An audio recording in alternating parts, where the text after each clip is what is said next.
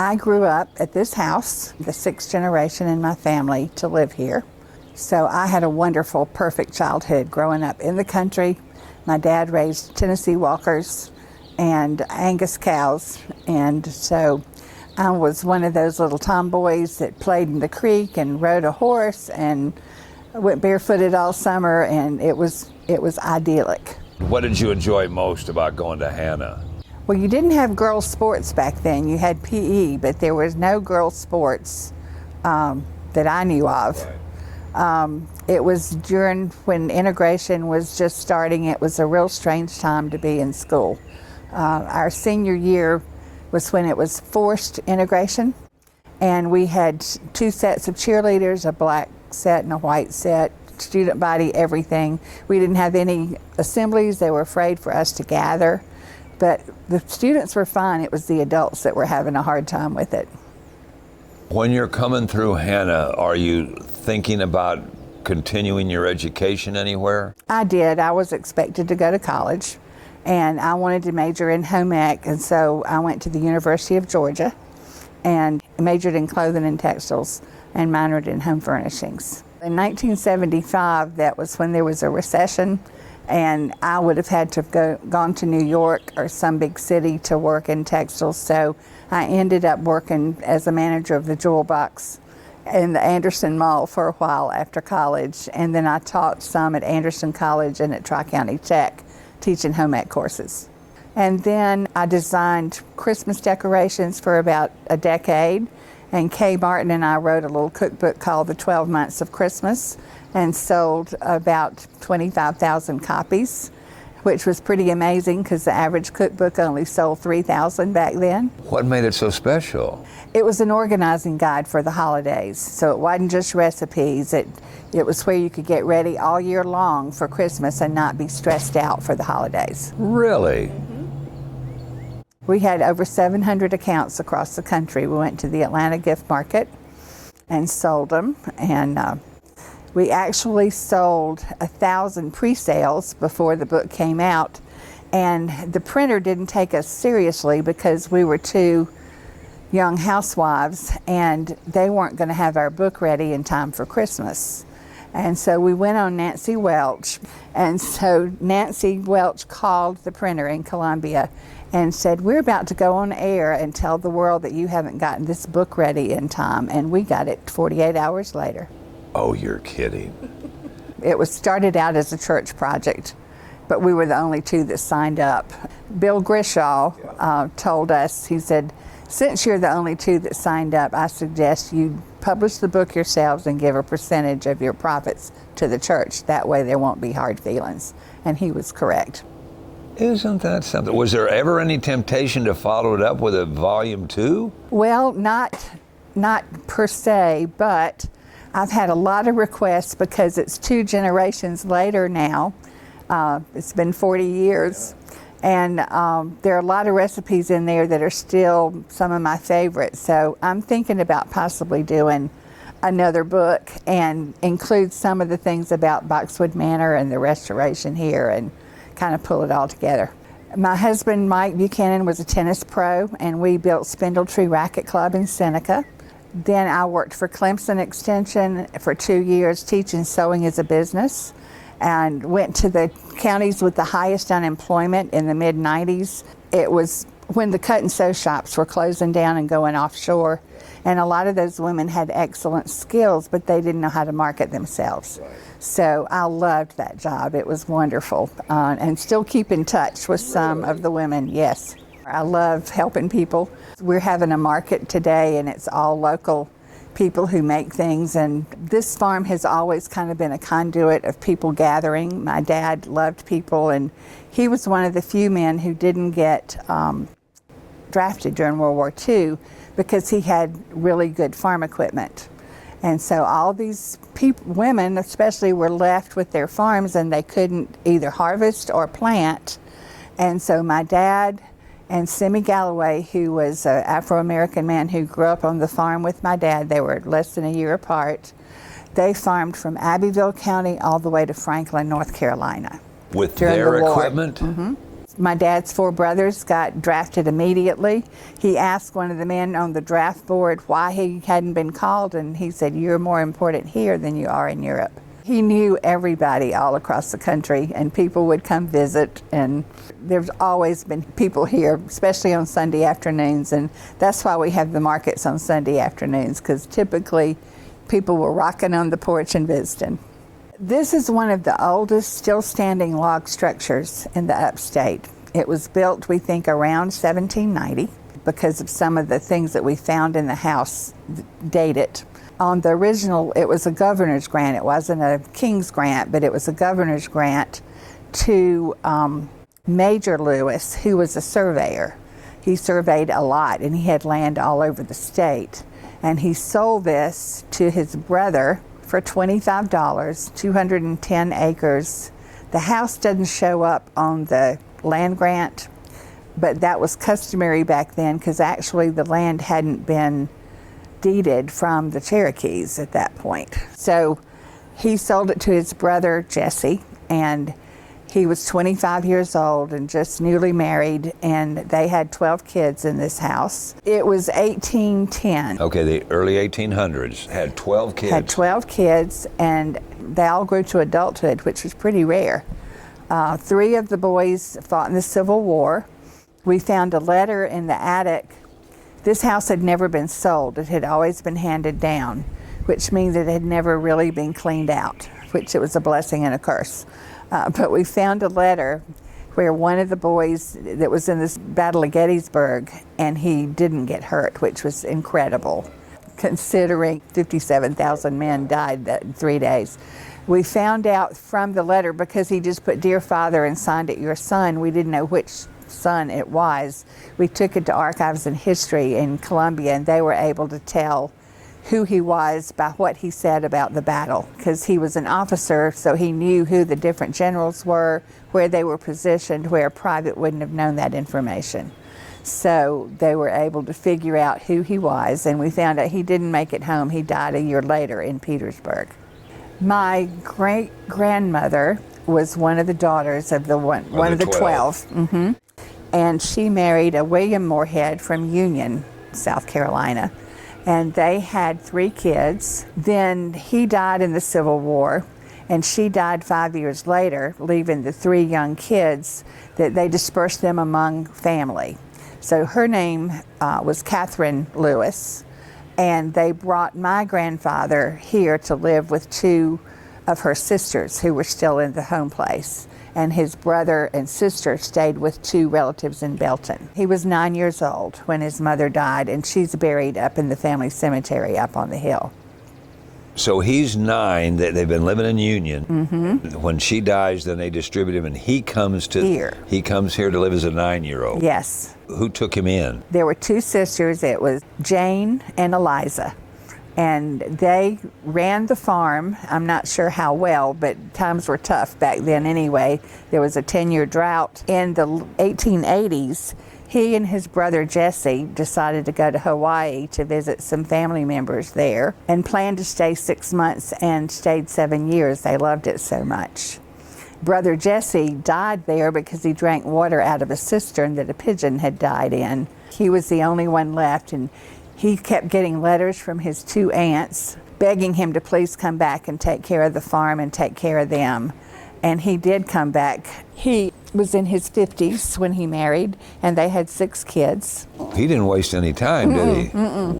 So my dad was the 3rd child. Uncle Lewis, the photographer in Anderson, Yeah, that I'm Lewis sure you knew, was the eldest brother. Then Daddy had 1 sister, and then my dad was the 3rd, and he had 2 younger brothers. So my grandfather died when my dad was 21. It was in 1933, so it was right during the Depression. They had had a 10-year drought. Farming had not done well, and he died with $6,000 worth of debt. And your dad is 21, and he takes on all of this. Takes on the debt, gets a loan, borrows $7,000 more to buy equipment.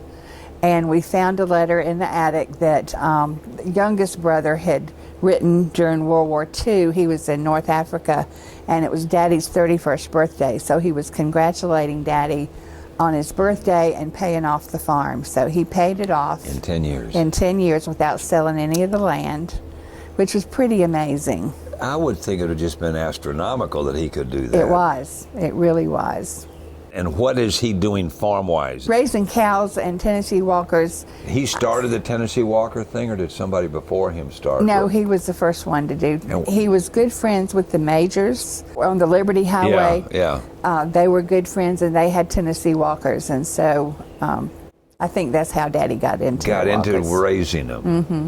When I grew up, he was doing that, plus he bought a bulldozer because Simmy, the guy that had grown up on the farm with him, always wanted a tractor. And so they started building farm ponds and subdivision roads. And Simmy was so amazing. Daddy could tell him what the grade needed to be. When he did our tennis courts at the tennis club in Seneca, it's a 2-inch drop every 7 feet so the water can run off. They didn't even have to fine grade it after Simmy had graded with that big old bulldozer. And he and my dad both got sundowners towards the end. And if Daddy was confused, he would think the cows were getting out and was worried, and he was not a worrier. But he would just be all upset, and I would go, Daddy, I've taken care of it. He said, but how? I said, I called Simmy, and he would calm down. Well, when Simmy got sundowners, he would tell his nephew, call Mr. Walt, he can fix it. And so I loved that they had each other's back. And it's hard to explain to people who are not from the South the connection that the families had. A lot in Simmy's family named their children after my aunts and uncles. And it was a close-knit family. That's what it was. Mm-hmm, it was family. And I found out in a newspaper article that I read about my dad when he was 31 that he didn't charge the tenant farmers rent if they grew their own garden. And he bought the first pressure cooker in the county, which I thought was hilarious. He loved gadgets and was a bachelor. I mean, he didn't have a wife back then. And he bought one of the first Manor radar ranges from Crenshaw's when they first came out, and my mom would not have used it if she had known he had spent $600 for it. But they had it for 30 years. It worked. When I built a house in Century Hills next door, I used rough sawn cypress in the den. And my dad walked in and he just shook his head. I said, what's wrong, Daddy? He said, you're putting splinters in a brand new house. I just don't understand. So I knew that I couldn't get back to the old wood here as long as he was living. So they both lived to be 90. I had been on the board at the Anderson Art Center, and when I quit my job in Spartanburg, Kimberly said, we'd love for you to work here part-time. So I worked there 15 years on and off, doing odd jobs and whatever. Basically holding it together. Well, I was the one that I loved being there. I really did. But I knew that I couldn't work on this house and work at the art center too, because it was too demanding. And I knew if I didn't go ahead and do it, I would run out of energy and wouldn't be able to do it. So I started right after my mom died, and I sent an email out to all my cousins, all 17 of them, and said, your daddy's lived in this house as well as mine, and all the stuff in the house is not just my dad's, it's your dad's too. So we had a family and friend work day, had 47 people show up. I had a flip chart on the front porch of what needed to be done, and had a big picnic and fed everybody well. And we worked 8 hours, and people just picked what they wanted to do. I didn't have to tell anybody what to do. So it took us 14 months to restore the house. I took it down to the wood in a lot of places, a wonderful old wood. It actually was a log structure. No termites, because it was like petrified wood. The house is totally on stacked rock. I did put 16 new concrete piers underneath to make me feel a little bit better, but it was amazingly sound. So I just took it back to some of the old wood and had new wiring, new plumbing. Bunchy Whitten was my electrician, and I kept asking him, give me a ballpark figure, and he said, I can't. I said, 15 or 50,000. He said, I don't know. So But it had to be done. You know, it had new, and then I had to use a PEX plumbing system, which is, you know, it's like a garden hose, because they could run them between the logs and not cut the logs. I had two rules: they couldn't cut the logs, and they couldn't bring a level on the property because the level just made them mad. There's not a 90-degree angle anywhere. The logs are just amazing in the house. The only way I knew where they were was the width of the door jambs. If they were wide, then I knew that was a log wall. But Daddy had sheetrocked over everything. The ceiling in the dining room had 3 ceilings. It had Celotex tile, it had beadboard, and then the rafters for the upstairs were there. They were black with soot. And so I ran into a guy in Charleston who did soda blasting, and had an 864 area code, so I knew he was from up here. So I called him and asked him if he had, you know, what he cleaned, and he said mainly boats. That's why he was in Charleston.